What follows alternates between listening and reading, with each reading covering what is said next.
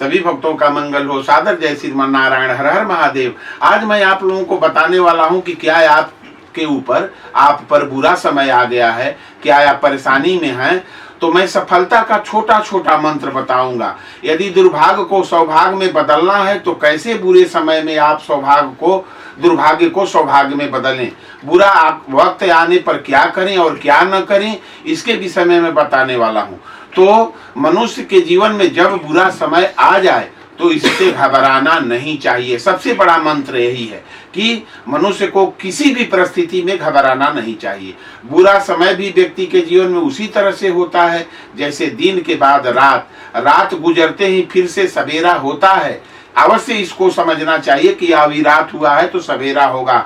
जो महान है, वो जो अमीर है वो गरीब होगा। समय परिवर्तनशील है। भगवान पर जो है, हर व्यक्ति का समय एक समान नहीं रहता है, वो परिवर्तनशील है। कल मैं धनी हूं, परसों मैं गरीब होऊंगा।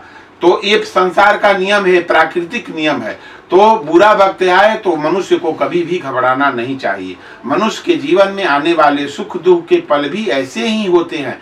जब सुख अस्थाई नहीं है तो दुख भी अस्थाई नहीं है। इसलिए मनुष्य को बुरे वक्त के लिए भी तैयार रहना चाहिए और मनुष्य को बुरे वक्त के लिए भी तैयार रहना चाहिए।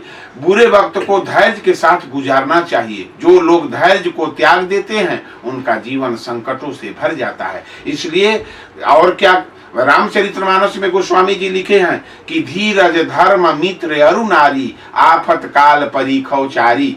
धीरज धर्म मित्र अरु नारी, क्या क्या आफत काल में आपको परीक्षा कौन कौन से देना पड़ता है और लेना पड़ता है। अगर आफत आ जाए आप पर तो क्या करना चाहिए, धैर्य से काम लेना चाहिए। गोस्वामी जी लिखे हैं कि धीरज धर्म, जितना धर्म किए हैं वही विपत में आपका काम आएगा। तो धीरज धर्म मित्र अरु नारी, ये चार प्रकार के जो व्यक्ति हैं इनको परखने की चीज है और ये परीक्षा लेने का चीज है। लेकिन यदि मनुष्य खराब समय हो तो उसे क्रोध से हमेशा बचना चाहिए। मनुष्य को जब खराब समय आ जाए तो क्रोध, ऐसे तो कभी भी क्रोध नहीं करना चाहिए, क्योंकि क्रोध करने वाले का जीवन क्षीण हो जाता है, उसका आयु क्षीण हो जाता है। इसलिए क्रोध तो कभी भी नहीं करना चाहिए। तनाव के कारण क्रोध आना स्वाभाविक है। यदि आप तनाव में हैं तो क्रोध आ जाता है, लेकिन क्रोध को नहीं करना चाहिए। लेकिन इससे हर संभव तरीके से बचना चाहिए। बुरे समय में क्रोध आग में घी का काम कर सकता है और एक नई मुसीबत को जन्म दे सकता है। इसलिए कभी क्रोध को न करें। खराब समय जब भी आए तो व्यक्ति को बहुत ही गंभीर हो जाना चाहिए और बड़े संयम से काम लेना चाहिए।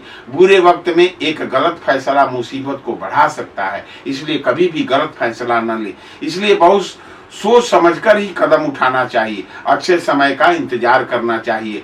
जब आंधी तूफान आता है ना तो मनुष्य को बैठ जाना चाहिए और बैठ करके उस समय को गुजार देना चाहिए। किस्मत या भाग्य वैसे तो हमेशा इंसान के कर्म से ही तय होता है। आपका भाग्य और किस्मत वास्तविक चीज है कि आप जैसा कर्म करते हैं उसके अनुसार से आपका किस्मत और भाग्य बनता है। लेकिन इंसान अपनी गलतियों को किस्मत पर थोप कर उसे सौभाग्य या दुर्भाग्य का नाम दे देता है। लेकिन अगर कभी आपका सामना अपने बुरे समय या दुर्भाग्य से हो भी जाए तो ऐसा क्या करें कि आपका दुर्भाग्य ही आपके सौभाग्य में बदल जाए। वही मैं बता रहा हूं आप लोगों को। इस प्रश्न का जीवन में एक ही उत्तर है, धैर्य। मैंने आपको रामचरितमानस की चौपाई बताया कि जीवन में यदि संकट आ जाए तो धैर्य से काम लेना चाहिए। धीरज धर्म और धर्म करना चाहिए, अधर्म नहीं करना चाहिए। धीरज धर्म और मित्र की परीक्षा। ऐसे तो कलयुग में मित्र आपको मिलेंगे नहीं। कलयुग में तो मित्रता ऐसे लोग करते हैं जैसे पान के दुकान पर गए और कहे कि भैया हमको तुम मित्र हो, पान खिला दो।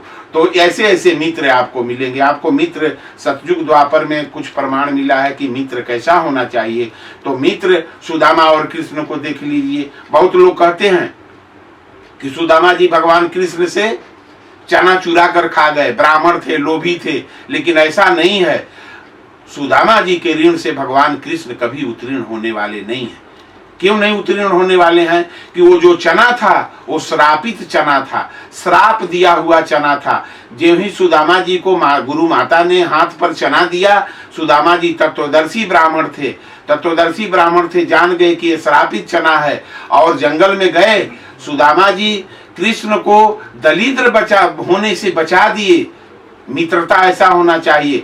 सोचे सुदामा जी कि मैं तो गरीब हूँ, ब्राह्मण हूँ, मैं दलिद्र रह सकता हूँ, लेकिन मेरा मित्र राजकुमार है, एक दिन राजा बनेगा, ये दलिद्र हो जाएगा तो सबसे गड़बड़ काम है।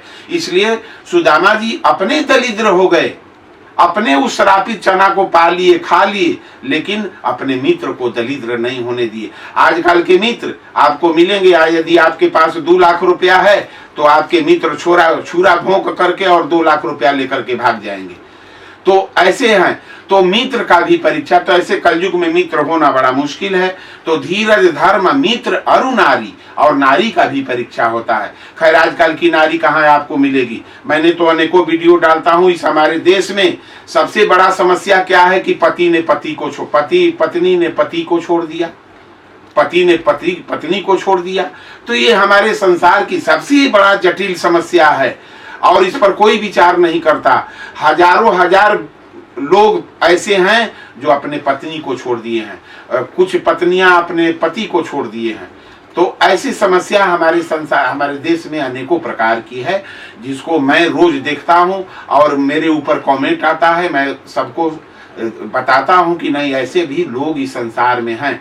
तो धीरज धर्म मित्र और नारी, ये 4 प्रकार के लोग हैं जो आफतकाल में परीक्षा लेने की योग्य हैं। तो धीरज धर्म सब्र और कुछ भी कहिए, लेकिन इस मंत्र को जीवन में उतार लीजिए कि संकट और सफलता की घड़ी में हमेशा धैर्य से, धीरज से काम लेना चाहिए। माना कि संकट के समय या हार को सामने देखकर धैर्य रखना आसान नहीं है। अक्सर हमारे प्रयासों को विफलता हमें सफलता के पथ से भटका देती है। हम हार से नहीं हारते, हार के भय से हार जाते हैं। नकारात्मक सोच ही हमारी पराजय का मूल मंत्र है। प्रयासों की कमी से ही सफलता हमसे छिटक जाती है। इसलिए मनुष्य को हमेशा प्रयास करते रहना चाहिए, अपने कर्म को हमेशा करते रहना चाहिए, अपने कर्म को छोड़ना नहीं चाहिए। वो भी कर्म करना चाहिए, सात्विक कर्म करना चाहिए, अधर्म नहीं करना चाहिए। तो कितना भी बड़ा आफत यदि आप पर आ जाए तो आप उसको पार कर सकते हैं। सफलता कभी न खत्म होने वाली प्रक्रिया होती है जो आजीवन निरंतर चलती रहती है। सफलता का कारवां सकारात्मक सोच से आगे बढ़ता रहता है। एक बार जब आप एक लक्ष्य को प्राप्त कर लेते हैं तो आप अगले लक्ष्य की तरफ अग्रसर हो जाते हैं। इस प्रकार सफलता हमारे जीवन की यात्रा बन जाती है। किंतु सफलता सबके हिस्से में आती हो ऐसा भी तो नहीं होता है कि सबके हाथ में आ ही जाए। असल में सफलता अक्सर हमसे इसलिए दूर रह जाती है क्योंकि हम उसके लिए उतने प्रयास नहीं करते हैं, इसलिए आप असफल हैं। यदि मनुष्य सफल होना चाहता है तो अपना कर्म करे। अगर कर्म करेगा तो अवश्य सफल होगा, कभी भी उसको कोई फेल नहीं कर सकता है। तो इस प्रकार से सफलता पाने के लिए उतनी मेहनत नहीं करते जितनी कि उस लक्ष्य को सफलता पूर्वक पाने के लिए चाहिए। तो उतना मेहनत करें जितना कि जब तक आप सफल न हो जाएं। सफल न होने तक आप अपना मेहनत करते रहें, कर्म को करते रहें।